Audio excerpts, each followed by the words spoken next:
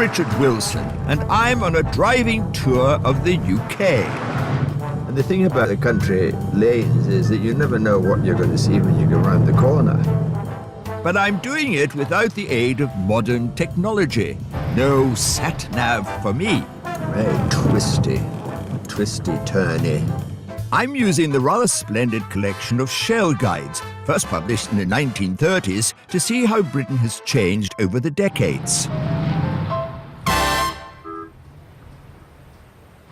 The shell guides sent you round the counties of Britain and mapped out where to go, things to do, and even what to eat. When they first appeared, going for a drive was a pleasurable experience. Oh, Mammy, Daddy. Something that's harder to accomplish today. I'm trying to reverse. Oh, shut up. But I'm sure that me and my Daimler, Which I have christened Deborah. will get us where we need to go. Today I'm in Oxfordshire, a landlocked county with the mighty River Thames at its heart and peppered with historic towns and villages set amongst magnificent rolling landscapes. Following my guide, I'm going to visit the home of British rowing at Henley-on-Thames, take in the majestic opulence of Blenheim Palace, and watch a curious theatrical performance in the rural village of Bampton. There is a doctor in the land. Skillful. In 1938, this guide to Oxfordshire was written by a man called John Piper. When you think of Oxfordshire, you think of the city of Oxford. But Piper said there are two ways to do Oxford: overdo or ignore it. He ignored it. So I'm going to do the same and find out if the county is worthy of a visit without taking in its great city.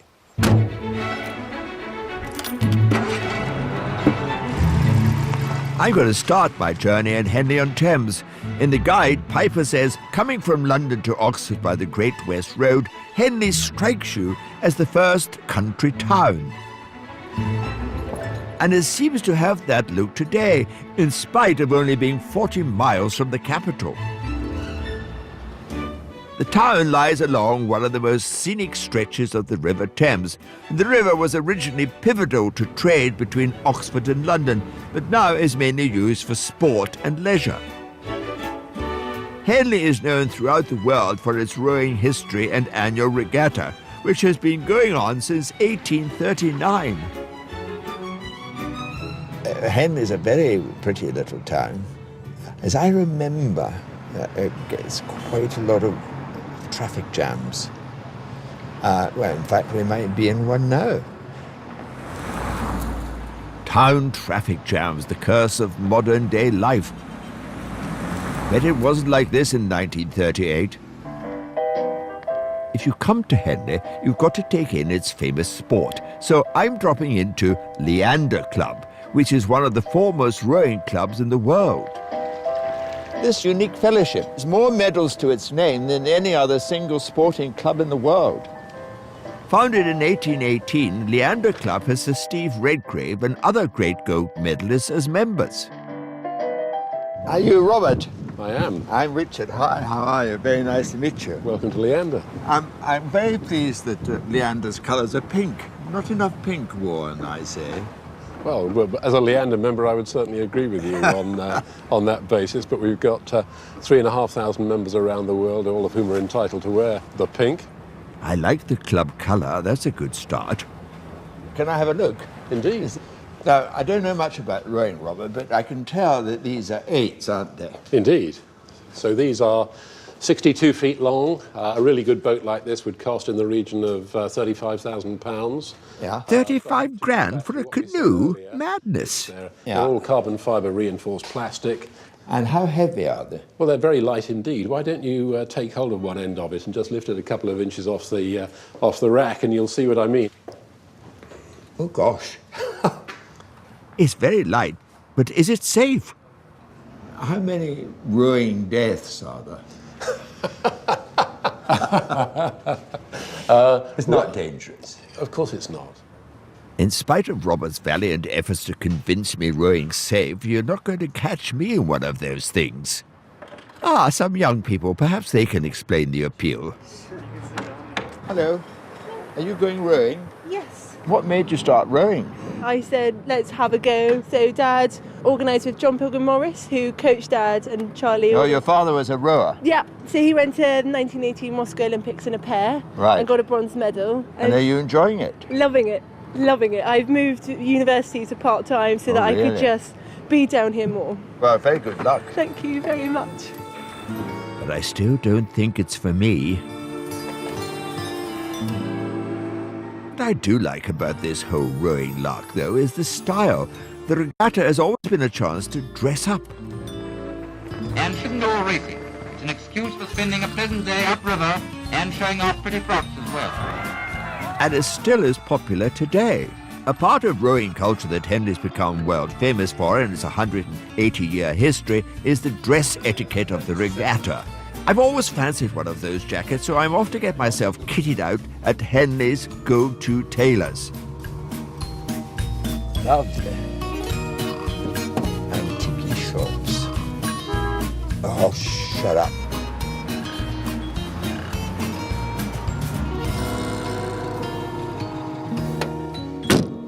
Fortunately, the producers have sent my measurements ahead, so I'm going to get suited up now. It's hard to believe this shed could be the Savile Row of rowing chic. Hello. Hello, Richard. Lovely to meet you. Do come on in. Thank you very much. Can I take that off you? Yeah. There we go. Lovely. In? Yep. Yeah. There we go. Oh, yes. Lovely. That's a very Let good me have fit. a look. Great fit on the shoulders. Lovely. Well, I think I look rather dashing. Very nice. Oops, now I look like an older naughty schoolboy. Doesn't Doesn't go. quite match, no. Very good. And whose colours are these? That's just a generic stripe Yeah, in it does glazes. suit my car. It does. She's got a name, by the way. It's Deborah. Oh, Deborah. Okay. Well, I hope Deborah approves of. Yeah. It's lovely. Good. Finally, an outfit to match the good looks of Deborah the Daimler. I'm impressed by Henley. Its rowing traditions give it a truly unique identity, though it's still a pain to drive through.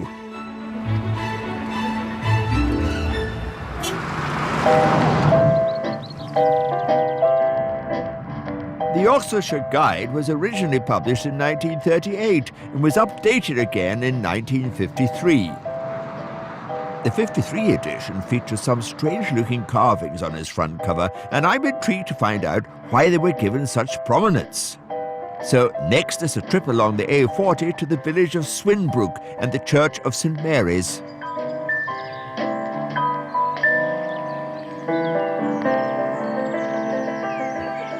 Piper poetically described the carvings. In the church, effigies of intelligent, wicked-looking former lords of the village lie on slabs like proud sturgeon in enormous wall tombs. And this curious feature in front of me is a memorial to the Fettiplace family, who were lords and masters of all this evade 400 years ago. And here it is, in the front of the guide. Well, these chaps look very dandy, but quite why John Piper thought they were a star attraction of Oxfordshire is beyond me.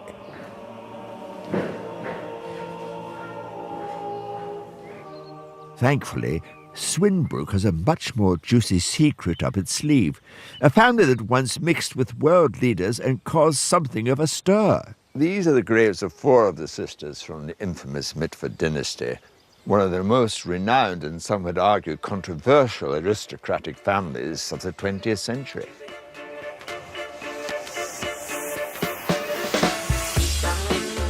The Mitford sisters were the scandalous A-list celebrities of their day. One was an out-and-out communist, the other was an intimate of Adolf Hitler. I wonder if that's why Piper made no mention of the famous family in the guide. Most of the sisters were desperate to leave Swinebrook, as they called it, but Deborah, the youngest, always retained an affection for her childhood home and owned the village pub, now run by Archie Orr Ewing. Good to see you. I believe you got some photographs for me. Yep. After you, you come through this way. Yes, they really were beauties, weren't they? Beautiful women. The eldest girl was Nancy, who's a great authoress. She wrote Love in a Cold Climate. That's right. Jessica, otherwise known as Decca, was a fantastic communist.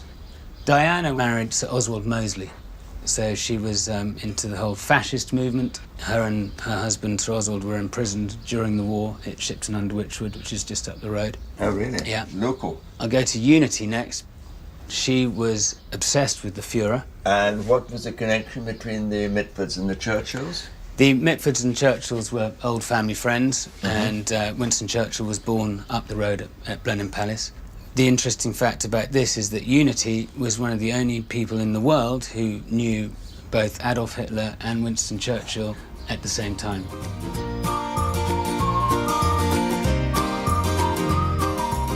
What extraordinary sisters. I'd have put them on the front cover of the guide. A bit of glamour instead of those strange marble men. Next, the guide is sending me to the majestic splendour of Blenheim Palace.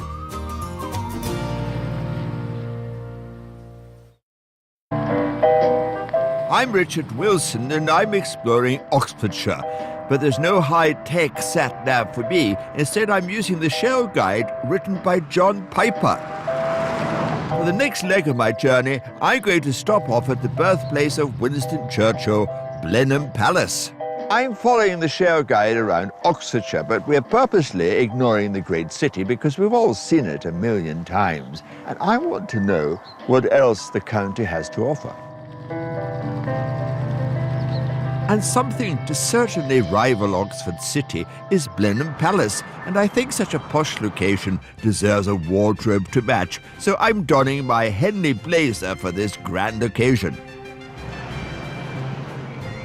Piper wrote in the guide that the triumphal entrance gate bursts upon the gaze of a wonderful landscaped panorama.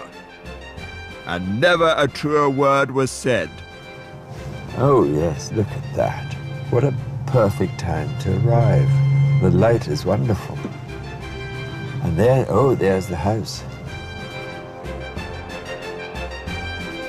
Blenheim, completed in 1722, is a rare example of English Baroque architecture, and John Piper was clearly a fan.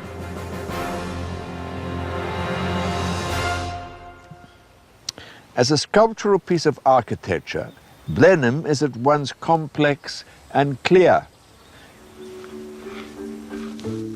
I wouldn't want to be the window cleaner. Blenheim has more than 500,000 visitors every year who come not only for the house but also for the gardens, designed by Capability Brown in 1764. Piper says the park is more fun, with its lake, bridge, temples and vistas, and about the best landscape gardening in Europe. I'm meeting Hilary Wood, head of gardens, and she keeps this place shipshape. How much input does the boss man have? His Grace. His Grace has a huge input. He's very, very hands-on. Does he know anything? Yeah. Is he knowledgeable? He is very knowledgeable. And how many gardeners do you need? 12 to look after 12? 90 acres. Yeah, which is quite... 12? That's all, that's all. I would have thought it would be many more than that. Most people are very surprised, actually, that we do only have 12 gardeners for the amount that we have to cover. And do they all say, Hilary, what a clever girl you are? Oh, of course. I wish. That would be lovely. Blenheim is now a World Heritage Site, and it's not surprising as Capability Brown's vision for the gardens was nothing short of extraordinary. It was Capability Brown's object to make the Thames look like a small stream by comparison with his winding Danube in Blenheim Park. Remember, the original gardens were constructed in the 1760s and include the 150-acre lake, some wonderful water features, and my favourite bit, look at this, a waterfall in your back garden. Amazing! All this water must take a lot of plumbing. I want to see how it works. Hello. Hello, nice to meet you. I'm Chris. Mind your step, mind your step. Oh, that's a big piece of piping. It is. It's an old turbine. And you're Chris? I am. Are you the chief plumber? I am. I am the only plumber. The only plumber? Yeah, the only qualified plumber on the estate, yeah. Yeah, do you want to have a look? Come through. Have a look. 250 years after it was originally designed, Chris has to keep the lake water clean, the 60 toilets flushing, and the Duke's bathwater hot. What are these filters doing? They filter the water and then we chlorinate the water afterwards. Do you want to have a go? Yeah. Yeah? Cool. So if you close that valve there, that's it. We close this one here, Richard, that one there. Yeah. And you'll see all that water that's in there now is going to be dumped out there. That'll push clean water back in the opposite direction, taking out all the fragments which are settled on the top of the filters. I think you've explained that really well, Chris, because I'm totally confused. Now we're going to reverse the process. You close that one. This one here. All right. I didn't realise I was going to have to work. I just thought I was going to chat to the plumber. That's it again, yeah. Here. Perfect. So you'll be able to stand in I'm for me now, absolutely then. knackered now. Stand in. Christmas Day, if you're not doing anything. OK, Richard. I put it in the diary. Christmas Day, Blenheim, do the valves. Better get out of here before I do something stupid like turn off the fountains or flood one of the country's most famous architectural marvels. Blenheim is spectacular. It certainly offers a rural alternative to Oxford in the tourism stakes.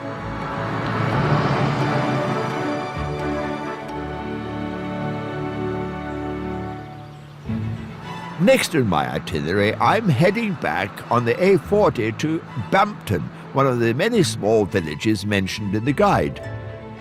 I'm keen on this particular one as it's full of lovies, like me apparently. However, it hasn't always been that easy to get to. In 1938, Piper wrote, Bampton got its name of Bampton in the Bush because there was no usable road to it at all. Thankfully, the A40 has changed all that. The village of Bampton has a secret. It doubles up as the village of Downton in Downton Abbey. I wonder if I'd be cast upstairs or downstairs.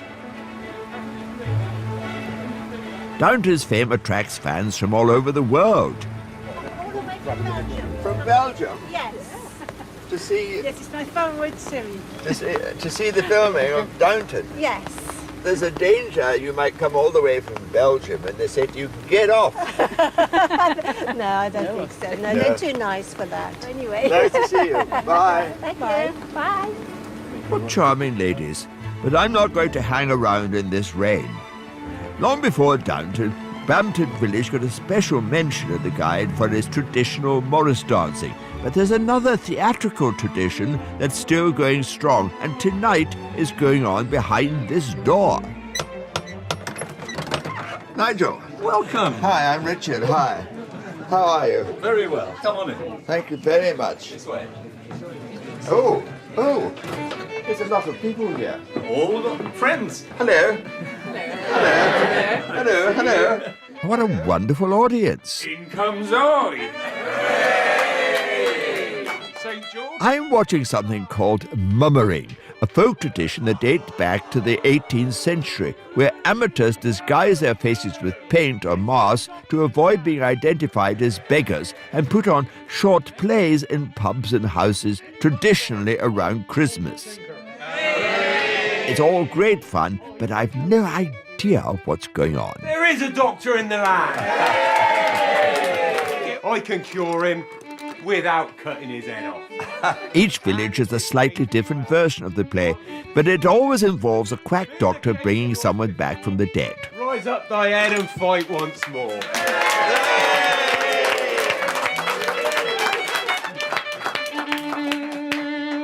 Well, congratulations, everyone. That was absolutely splendid. So what exactly is mumming? You're called mummers, aren't you? I'm not absolutely certain where the term mumming came from. So you've been doing this for all these years and you don't know what mumming is?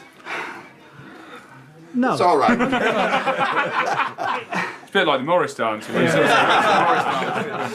you rehearse? Does it look like we're rehearsing? Frankly... Sorry if we gave that impression.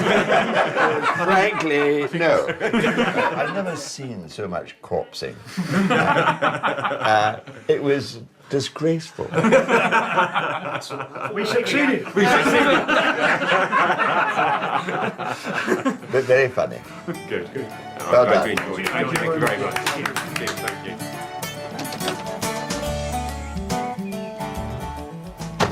Well, that's the first mumming play I've ever seen, and I'm not quite sure I fully understand it, but then I'm not sure that they understand it either. I do love ancient English traditions, and it's wonderful how they manage to somehow survive. Rather like myself.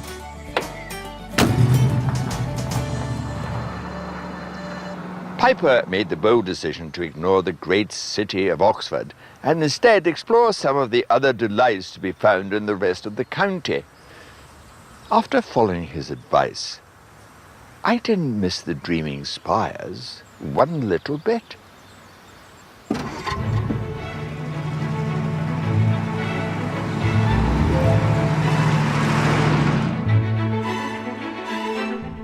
Dashboard footage reveals our dangerous driving habits in new car crash Britain caught on camera Thursday night at 9.